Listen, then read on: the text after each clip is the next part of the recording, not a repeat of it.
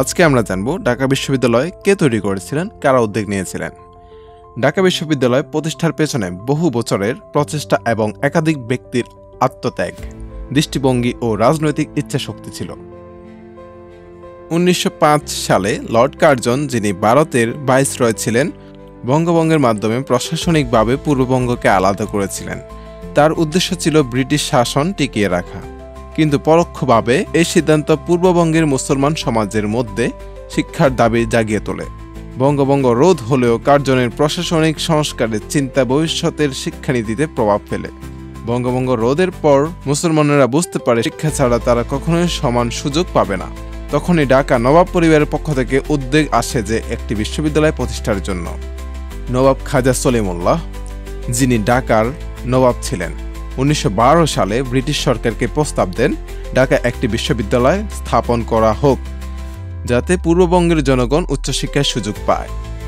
তিনি এমনকি নিজস্ব সম্পত্তি থেকে বিশ্ববিদ্যালয়ের জন্য ভূমি ও আর্থিক অনুদান দিতে সম্মতি জানান। তার এই প্রস্তাব ব্রিটিশ প্রশাসনের কাছে গুরুত্ব পায় এবং একই বছর সরকারি বিশ্ববিদ্যালয় স্থাপনের পরিকল্পনা বাস্তবায়নের জন্য একটি বিশেষ কমিটি গঠন করা হয়, যার নাম ছিল sir Robert Nathan commission. Sir Robert Nathan ছিলেন ভারতের শিক্ষা দপ্তরের একজন উচ্চপদস্থ কর্মকর্তা।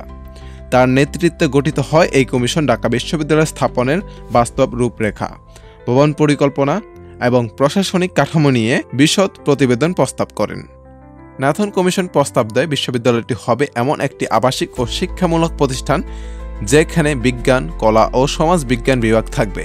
এটি মুসলমানদের জন্য নয়, হিন্দু ও অন্যান্য সম্প্রদায়ের ছাত্রদের জন্য উন্মুক্ত থাকবে। এইভাবে নবাব খাজা সলিমুল্লাহর অগ্রগামী দৃষ্টি, স্যার নাথনের প্রশাসনিক পরিকল্পনা এবং ব্রিটিশ সরকারের অনুমোদনের ফলে ঢাকা বিশ্ববিদ্যালয় প্রতিষ্ঠার ভিত্তি স্থাপন হয়। পরবর্তী পর্বে আমরা জানব কিভাবে জমি অধিগ্রহণ করা হয়েছিল ঢাকা বিশ্ববিদ্যালয়ের জন্য। ততক্ষণ পর্যন্ত সবাই ভালো থাকুন, সুস্থ থাকুন। আল্লাহ হাফেজ। আসসালামু আলাইকুম।